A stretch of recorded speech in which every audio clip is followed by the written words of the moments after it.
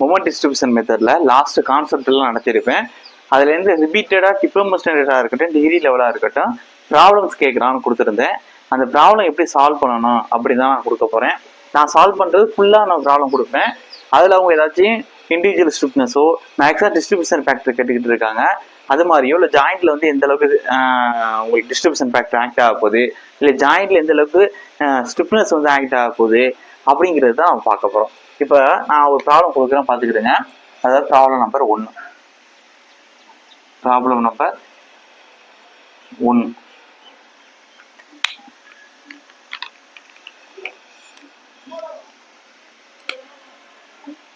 இங்கே பிக்ஸ்டாக இருக்க மாதிரி எடுத்துக்கிறோம், இந்த எண்டு பிக்ஸ்டாக இருக்க மாதிரி எடுத்துக்கிறோம். இங்கே வந்து சிம்பிளி சப்போர்ட் இருக்க மாதிரி எடுத்துக்கிறோம். இங்கே வந்து ஃப்ரீயாக விட்டுருவோம். இப்போ மொமெண்ட் வந்து நமக்கு இந்த இடத்துல ஆக்ட் ஆகுது.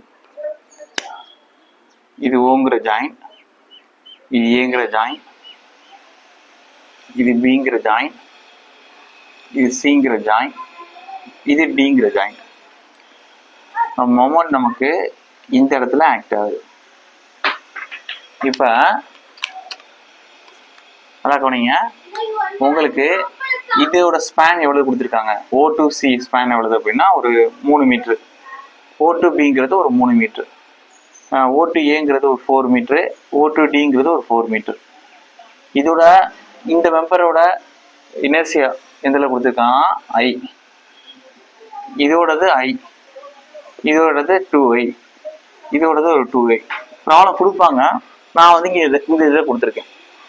இப்போ ஃபஸ்ட்டு அவங்க இதில் என்ன கேட்கலாம்னா, இந்த ஜாயிண்ட்ல ஆக்ட் ஆகக்கூடிய டோட்டல் ஸ்டிஃப்னஸ் எவ்வளோன்னு கேட்கலாம், இல்லை இந்த ஜாயிண்ட்ல எவ்வளோ டிஸ்ட்ரிபியூஷன் ஃபேக்டர் ஆக்ட் ஆகுது டோட்டலா அப்படின்னு கேட்கலாம். ஜாயிண்ட்ல ஆக்ட் ஆகக்கூடிய டிஸ்ட்ரிபியூஷன் ஃபேக்டர் எப்பயும் ஒன்றா தான் இருக்கும். நீங்கள் இண்டிவிஜுவலாக டிஸ்ட்ரிபியூஷன் ஃபேக்டர் கண்டுபிடிச்சிட்டு அதை நீங்கள் ஜாயிண்ட்ல மொத்தம் கூட்டி பார்த்தீங்கன்னா ஒன்று தான் வரும்.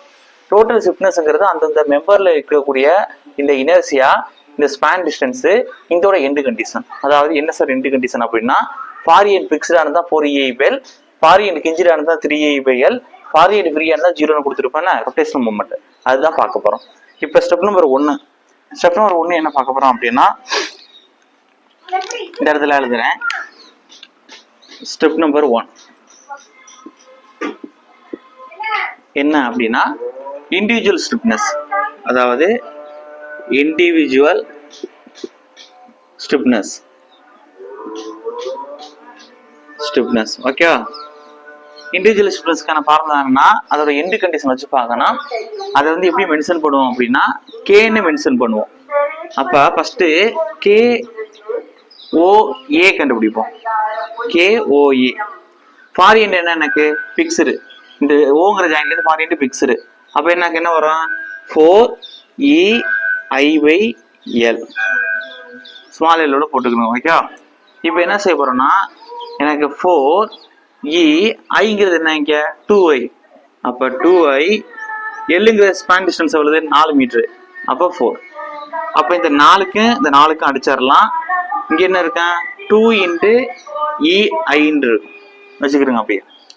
இப்போ இதே மாதிரி என்ன செய்யணும்னா, OB, OC, ODங்கிற மெம்பரை கண்டுபிடிக்கிறோம். என்னது, இண்டிவிஜுவல் ஸ்டிஃப்னஸ். அப்ப KOB வந்து கண்டுபிடிக்க போறோம்.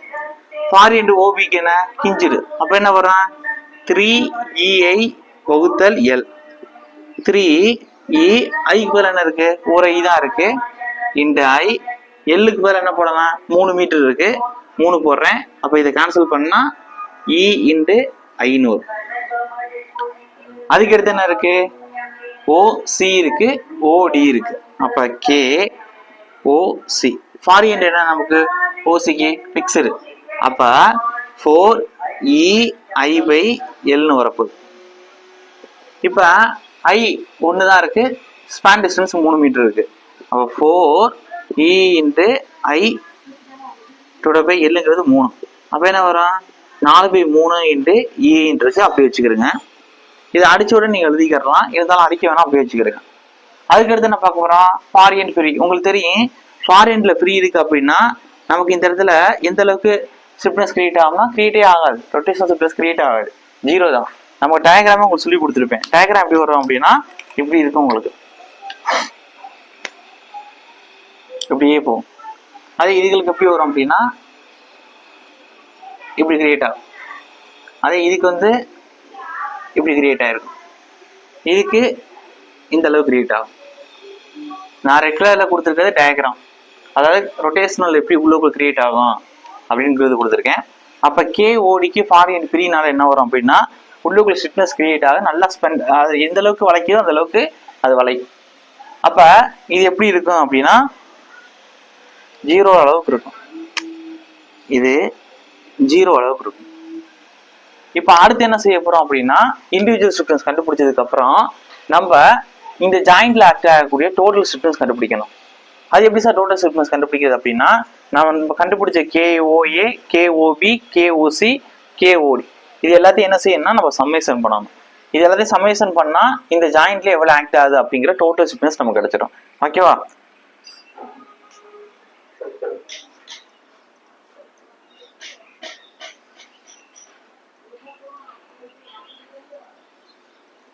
ஓகே, இப்போ இந்த சைடு எழுதுறேன் பாருங்க. அப்ப ஸ்டெப் நம்பர் 2, ஸ்டெப் நம்பர் 2 அதாவது டோட்டல் ஸ்டிஃப்னஸ் இல்லாட்டி ஸ்டிஃப்னஸ் அட் ஜாயிண்ட் OA எழுதுவோம். டோட்டல் ஸ்டிஃப்னஸ், ஸ்டிஃப்னஸ் இல்லாட்டி ஸ்டிஃப்னஸ் அட் ஜாயிண்ட் OA எழுதிக்கிறேன். ஓகே, அப்ப என்ன வரும்? Summation of K equal to KOA plus KOB, K சஃபிக்ஸ்ல OC, K சஃபிக்ஸ்ல OD. KOAங்கிறது என்ன இருக்கு நமக்கு 2 × EA, KOBங்கிறது EA, KOCங்கிறது 4/3 EA, KODங்கிறது 0.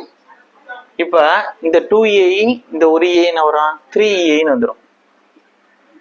Plus 4/3 EA இருக்கு. அப்ப இதை குறுக்கு பிறகு பண்ண வரும் 3 9 EA பிளஸ் 4 EA இருக்கு. கீழே 3 இப்படி காமனா வந்துடும். அப்ப என்ன வரும்? 9 4 எவ்வளவு உங்களுக்கு? 9 4 உங்களுக்கு எவ்வளவு வரும் அப்படின்னா 13 வரும். 13 EA வகுத்தல் 3 இருக்கும். இதுதான் எனக்கு என்ன சம்மேஷன் ஆஃப் K. இப்ப அடுத்து என்ன செய்ய போறோம் அப்படின்னா நல்லா தெரிஞ்சுக்கிறோம்னா ஸ்டெப் நம்பர் 3 பார்க்க போறோம். ஸ்டெப் நம்பர் 3 என்ன பண்ண போறோம் அப்படின்னா எனக்கு இந்த ஜாயிண்ட்ல எவ்வளவு டிஸ்ட்ரிபியூஷன் ஃபேக்டர் இருக்கு அப்படின்னு பார்க்கணும். நமக்கு தெரியும் நீங்க எத்தனை மெம்பர் கொடுத்தாலும் அந்த ஜாயிண்ட்ல டிஸ்ட்ரிபியூஷன் ஃபேக்டர் 1ன்னு தான் இருக்கும். நான் ஆல்ரெடி சொல்லி கொடுத்துருக்கேன் கான்செப்ட்லாம் நடத்தும் போது.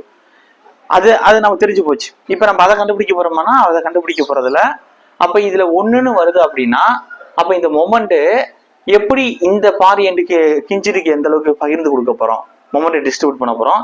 ஃபாரியன் பிக்ஸ்டு OAக்கு எந்த அளவுக்கு டிஸ்ட்ரிபியூட் பண்ண போறோம், ஃபாரியன் சிக்கு வந்து OCக்கு எந்த அளவுக்கு டிஸ்ட்ரிபியூட் பண்ண போறோம்.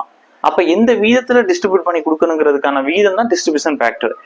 அப்ப இதுக்கு இருக்கக்கூடிய டிஸ்ட்ரிபியூஷன் ஃபேக்டர் இதுக்கு உள்ளது, இதுக்கு உள்ளது, இதுக்கு உள்ளது, இது எல்லாத்தையும் சம்மேஷன் பண்ணா இந்த ஜாயிண்ட்ல எப்படி இருக்கும் அதுதான் 1ன்னு கான்செப்ட்ல கொடுத்துருக்கேன். இப்ப நம்ம செக் பண்ண போறோம். இதுக்கு டிஸ்ட்ரிபியூஷன் ஃபேக்டர் கண்டுபிடிக்க போறோம், இதுக்கு இதுக்கு இதுக்கு கண்டுபிடிக்க போறோம். ஓகேவா?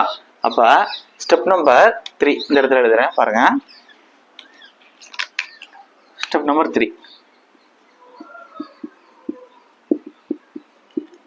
என்ன அப்படின்னா டிஸ்ட்ரிபியூஷன் ஃபேக்டர் டு ஃபைண்ட்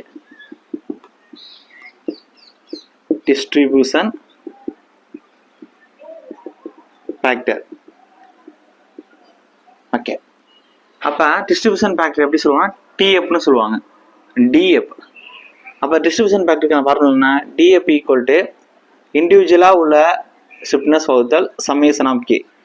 இப்போ ஃபர்ஸ்ட் டிஸ்ட்ரிபியூஷன் ஃபேக்டர் எது கண்டுபிடிக்க போறோம் அப்படின்னா OAக்கு கண்டுபிடிக்க போறோம்.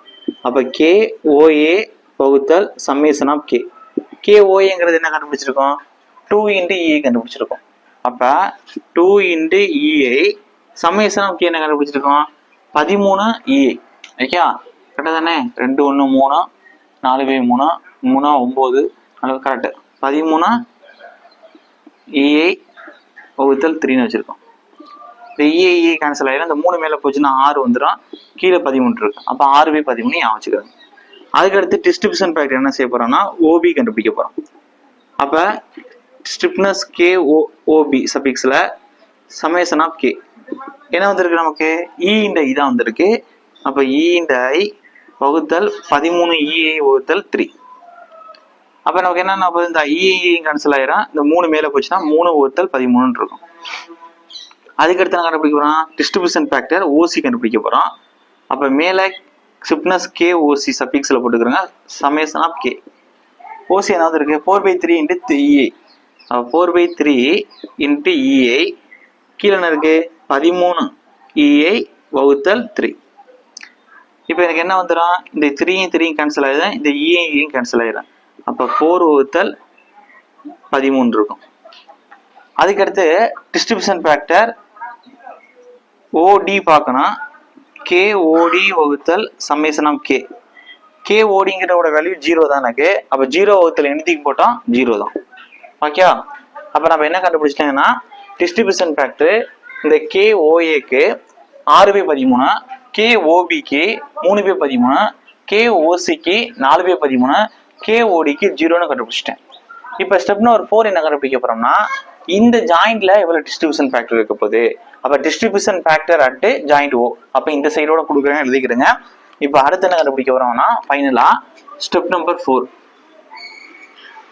ஸ்டெப் நம்பர் 4 அதாவது டிஸ்ட்ரிபியூஷன் ஃபேக்டர் ஜாயிண்ட் ஓ. இல்லாட்டி எழுதிக்கிறீங்களா ஜாயிண்ட் ஓ. நான் சொல்லியிருக்கேன் இந்த ஜாயிண்ட் ஓல டிஸ்ட்ரிபியூஷன் ஃபேக்டர் ஒன்று தான் இருக்கும். அதாவது இந்த மொமெண்ட் எந்த அளவுக்கு இந்த ஓஏ ஓபி ஓசி ஓடிக்கு பகிர்ந்து கொடுக்க போறேங்கிறதுக்கான அந்த ரேஷியோ முடிவு பண்றது தான் இந்த டிஸ்ட்ரிபியூஷன் ஃபேக்டர். அப்ப அந்த டிஸ்ட்ரிபியூஷன் ஃபேக்டர் எல்லா மெம்பர்லயும் எவ்வளவு இருக்குன்னு மொத்தமா கூட்டினீங்கன்னா அப்ப இந்த ஜாயிண்ட்ல எப்படி இருக்குன்னா 1 இருக்குன்னு நான் சொன்னேன். இப்ப நம்ம அதை தான் ப்ரூவ் பண்ணி காமிக்க போறேன், பாத்துக்கிறேங்க. அப்படி 1 வந்தாதான் நீங்க பண்ணிருக்கிறது கரெக்ட்னு அர்த்தம். ஓகேவா? நீங்க கொடுக்கக்கூடிய மொமெண்ட் டிஸ்ட்ரிபியூஷன் அன்இவனா போயிருந்துச்சு அப்படின்னா செக்சர் வந்து ஒரு சைடு வந்து நல்லா பேலன்ஸ்டா இருக்கும், இன்னொரு சைடு அன்பேலன்ஸ்டா இருக்கும்.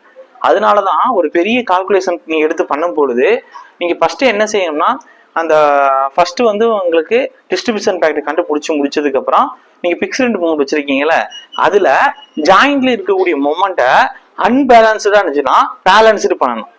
நான் இப்ப என்ன பேசுறேங்கிறத இதுக்கு அடுத்து ஒரு பெரிய ப்ராப்ளம் கொடுத்து பிக்ஸ்டு மொமெண்ட் எப்படி கண்டுபிடிக்கணும், அதுக்கடுத்து இண்டிவிஜுவல் ஸ்டிப்னஸ் எப்படி கண்டுபிடிக்கணும், உங்க டோட்டல் ஸ்டிப்னஸ் டிஸ்ட்ரிபியூஷன் ஃபேக்டர், அதுக்கடுத்து இது மாதிரி டிஸ்ட்ரிபியூஷன் ஃபேக்டர் வந்து அந்த ஜாயிண்ட்ல எவ்வளவு இருக்கு, அதுக்கடுத்து டேபிளேஷன் கொடுத்து அதுக்கடுத்து ஃப்ரீ எண்ட் மொமெண்ட், அதுக்கடுத்து டயக்ராம் வந்து ஃப்ரீ எண்ட் மொமெண்ட்டுக்கு, அதுக்கடுத்து free end plus fixed end moment ரெண்டுக்கும் உங்களுக்கு டயக்ராம், அதுக்கடுத்து வந்து உங்களுக்கு ரியாக்ஷன்ஸ் எப்படி கண்டுபிடிக்கணும் அப்படிங்கறத ஒரு பெரிய சம் இப்ப நடத்த போறேன். சரி, ஓகே. அப்ப இங்க டிஸ்ட்ரிபியூஷன் ஃபேக்டர் வந்து என்ன எல்லாத்தையும் சம்மேஷன் பண்ணுங்க, அதாவது எல்லாத்தையும் பண்ணுங்க. அதாவது distribution factor OA plus distribution factor OB plus distribution factor OC plus distribution factor OD எல்லாத்தையும் சம்மேஷன் பண்ணா ஈக்குவல் டு 1 வரணும். சால்வ் பண்ணி வைப்போமா? அப்ப என்ன இருக்கு 6/13 ஓஏ, 3/13 ஓபி, 4/13 ஓசி 0. கீழே 13 காமனாக வச்சுக்கிடுங்க. 6 3 9 9 4 13. அப்ப கேன்சல் பண்ணா 13 1 வந்துடும். அப்ப லெஃப்ட் ஹேண்ட் சைடும் இந்த சைடுக்கு ஒரு ரைட் ஹேண்ட் சைடு ஈக்குவல். அப்ப நம்ம சொன்ன மாதிரி என்ன வந்திருக்கு summation of distribution factor at joint ஓல 1ன்னு வந்துருச்சு. அப்ப நம்ம கொடுத்துருக்கக்கூடிய மொமெண்ட்டை ஈக்குவலா தான் எல்லா சைடும் சரிபாதியா தான் நம்ம என்ன செஞ்சிருக்கோம்னா நம்ம பிரிச்சு கொடுத்துருக்கோம். அப்ப மொமெண்ட் டிஸ்ட்ரிபியூஷன் கரெக்ட் அப்படின்னு இந்த மெம்பர் எடுத்து நீங்க வந்து என்ன செய்யலாம்னா அடுத்த லெவலுக்கு கொண்டு போயிடலாம். ஓகே. இப்ப இதெல்லாம் சின்ன ப்ராப்ளம் தான். இதுல ஒரு பெரிய ப்ராப்ளம் கொடுக்கணும் அப்படின்னா அந்த பெரிய ப்ராப்ளம் பாக்குறதுக்கு முன்னாடி வேணா நீங்க என்ன செய்றீங்கன்னா ஒரு குட்டியா வந்து ஒரு இது மாதிரி கொடுக்காம ஒரு சின்ன சைஸ்ல ஒரு பீம் கொடுத்து கேட்குறாங்க அப்படின்னா என்னன்னு நீங்க பார்க்கலாம். மேக்ஸிமம் உங்களுக்கு சொல்லிட்டேன், கான்செப்ட் சொல்லிட்டேன். ஃபாரியன் பிக்ஸ்டு அப்படின்னா 4a/L ரொட்டேஷனல் ஸ்டிப்னஸ், கிஞ்சின்னா உங்களுக்கு 3a/L, ஃப்ரீனா 0ன்னு உங்களுக்கு கான்செப்ட் சொல்லிட்டேன். அதுக்கடுத்து ஃபார்முலாவும் ஒவ்வொன்றுக்கும் சொல்லிட்டேன். இதில் நீங்கள் சால்வ் பண்ணாவே உங்களுக்கு கரெக்டாக தான் வரும். சரி, ஓகே. நான் பெரிய ப்ராப்ளமாகவே உங்களுக்கு கொடுக்குறேன், பார்த்துக்கிறேன். இப்போ அடுத்து என்ன பார்க்க போறோம்னா ஒரு பெரிய ப்ராப்ளம் பார்க்க போறோம்.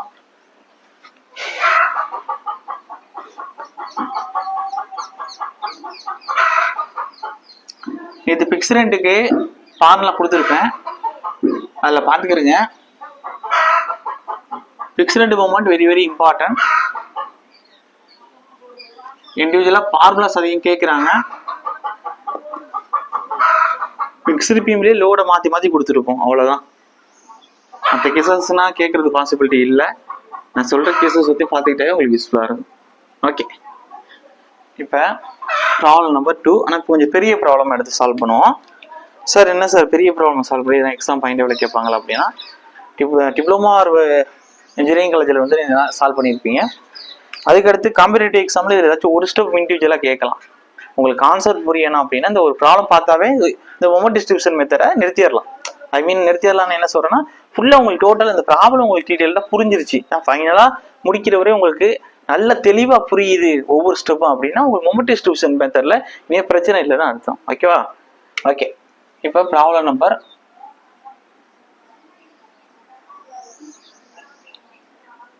2 எடுத்துக்கிறோம்.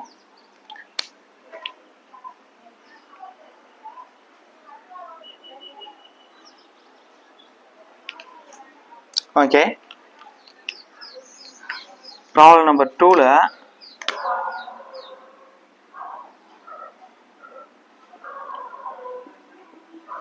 ஒரு கண்டினியூஸ் பீம் எடுத்துக்கவா.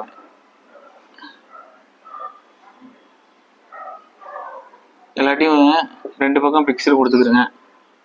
இங்கே வந்து ஒரு சப்போர்ட் கொடுத்துக்கிறேங்க. இங்கே சென்டர் பாயிண்ட் லோடு இங்கே 2 மீட்ரு, இங்கே 2 மீட்ரு, இங்கே யூடிஎஸ்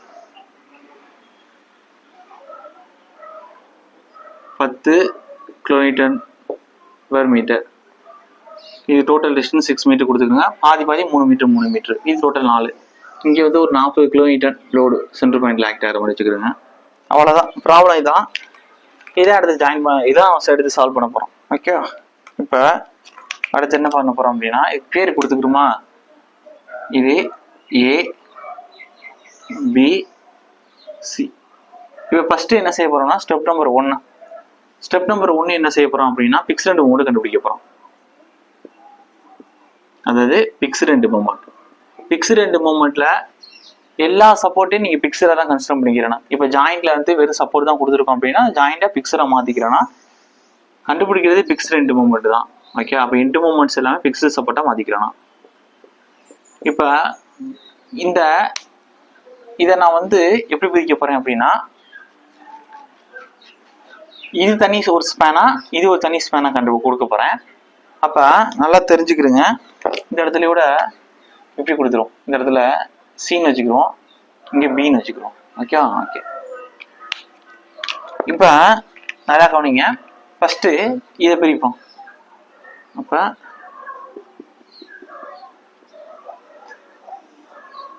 நான் சொல்லியிருக்கேன் பிக்ஸ் ரெண்டு மூமெண்ட்டில் நம்ம என்ன செய்யணும், எல்லா என்டையும் பிக்சரை தான் கன்சிடர் பண்ணிக்கிறோம். அப்போ இந்த டைம் பிக்சரை தான் கன்சிடர் பண்ணிக்கிறேன். டோட்டல் டிஸ்டன்ஸ் என்ன 4 மீட்டர். சென்டர் பாயிண்டோட இங்கே ஆக்ட் ஆகுது. எவ்வளவு 40 கிலோமீட்டர் ஆக்ட் ஆகுது. அப்போ இது 2 மீட்டர், இது 2 மீட்டர். இப்போ அடுத்து என்ன செய்ய போகிறோம் அப்படின்னா, இதே மாதிரி இந்த சைடு இந்த ஸ்பேனை எடுத்துக்க போகிறேன்.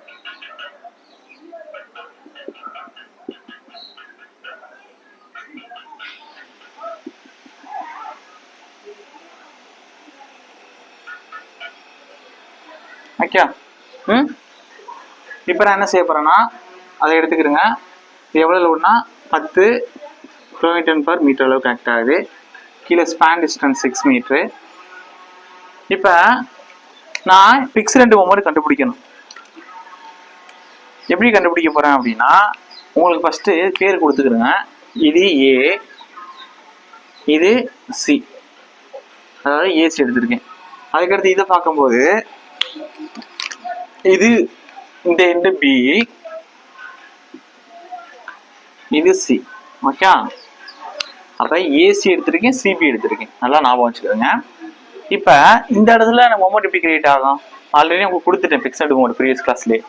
இங்கிட்ட ஆண்டி கிளாக் வைஸ், இங்கிட்ட கிளாக் வைஸ், இங்கிட்ட ஆண்டி கிளாக் வைஸ், இங்கே கிளாக் வைஸ். அப்ப அடுத்து எழுதிக்கிறேங்க. அப்ப இந்த சைடு ஆன்டி கிளாக் வைஸ், அதாவது பிக்ஸ்டு மோட் எம், நல்லா கவனிக்கணும். பிக்ஸ்டு மோட் எப்படி எழுதுனா எம் எப்போ போட்டுக்கிறேங்க. பிக்ஸ்டு மோமெண்ட் எவ்வளவு இங்கேருந்து ஏ டு சி, ஏசி. அதுக்கடுத்து இந்த சைடு கிளாக் வைஸ்ல ஆக்ட் ஆகும் எம் பிக்ஸ்டு மோமெண்ட். எதுக்கு பார்க்குறோம்? C to A, CA. இப்ப அதே மாதிரிதான் இந்த சைடு இங்கிட்டு anti clock wise M fixed moment C to B, CB. அதே மாதிரிதான் இங்க clock wise M fixed moment B to C, BC. இப்ப அவ்வளவுதான். உங்களுக்கு ஆல்ரெடி தெரியும். ஃபர்ஸ்ட் இதை கண்டுபிடிப்போம். M F A to C, அதாவது மிட் பாயிண்ட் லோடு ஒரு பிக்ஸ்டு பீம் ஆக்ட் ஆகுது அப்படின்னா பிக்ஸ்டு மோமெண்ட் உங்களுக்கு என்ன வரும்? Anticlockwise first minus, formula WL/8. அப்ப டபிள்யூங்கிறது 40 கிலோமீட்டர் லோடு இன்டு எல்லுங்கிறது டோட்டல் ஸ்பேன் 4, கீழே 8. அப்ப 1 8, 8 40. அப்ப 20 மைனஸ் இருக்கு கிலோமீட்டர். மொமெண்ட் கண்டுபிடிக்கலாம். அப்ப இது வந்து 40 கிலோமீட்டர், இது 4 மீட்டர் டிஸ்டன்ஸ். அப்ப டாட் மீட்டர் பெருக்கல தானே இருக்கு, கிலோமீட்டர் டாட் மீட்டர். இப்ப இதே மாதிரி கிளாக் வைஸ்ல கண்டுபிடிக்கணும். வேல்யூ ஒண்ணுதான் வரப்போகுது. நான் சைன் கிளாக் வைஸ்ல பிளஸ் நான் வச்சுக்கிறேன். அப்ப M F C to A, அதே ஃபார்முலா தான். ஆனால் plus WL/8 equal to plus 40 into 4 வகுத்தல் 8. 1 நாங்க 8, 1 2, 20 40. அப்போ பிளஸ் 20 கிலோமீட்டர் டாட் மீட்டர் முடிஞ்சிச்சு. பிக்ஸ்டு மோமெண்ட் எனக்கு இந்த ஆன்டி கிளாக் வைஸ்ல ஏ டு சியும், எனக்கு கிளாக் வைஸ்ல சி டு ஏவும் கண்டுபிடிச்சிருக்கேன். இப்போ இந்த ஸ்ட்ரக்சருக்கு வந்து பிக்ஸ்டு மோமெண்ட் கண்டுபிடிக்கணும். நமக்கு தெரியும் பிக்ஸ்டு பீமுக்கு யூடிஎல் ஆக்ட் ஆகுது அப்படின்னா பிக்ஸ்டு மோமெண்ட்டுக்கான ஃபார்முலா ஆன்டி கிளாக் வைஸ் எப்படி வரும் அப்படின்னா W/12. அப்போ M F C to B என்ன வரப்போகுது அப்படின்னா இங்கே ஆன்டி கிளாக் வைஸ்னா மைனஸ் WL²/12 மைனஸ் டபிள்யூங்கிற லோடுங்கிறது என்ன 10, எல்லுங்கிறது என்ன R²னா 6 × 6 வகுத்தல் கீழே 12. 1 6 6, 2 12, 1 2, 2 6, 10 × 3 மைனஸ் 30 கிலோமீட்டர் டாட் மீட்டர். ஓகேவா? இப்போ அடுத்து என்ன பார்க்க போறோம் அப்படின்னா இங்கே அதே எம் கிளாக் வைஸ்ல எஃப் பி டு சி பார்க்க போறேன். Plus WL²/12. அப்போ என்ன இருப்பது? அதே பிளஸ் 10 இன்ட்டு எல்லுங்கிறது 6 × 6 வகுத்தல் 12. 1 6 6, 2 12, 2 6, 30. இங்கே பிளஸ் கிலோமீட்டர் டாட் மீட்டர். புரிஞ்சிருக்குன்னு நினைக்கிறேன். அப்போ எனக்கு இந்த ஸ்பேன்ல யூடிஎலோட ஆக்ட் ஆகுது. பிக்ஸ்டு மோமெண்ட் ஆன்டி கிளாக் வைஸ்ல மைனஸ் 30 கிலோமீட்டர் மீட்டர், கிளாக் வைஸ்ல பிளஸ் 30 கிலோமீட்டர் மீட்டர். ஓகேவா?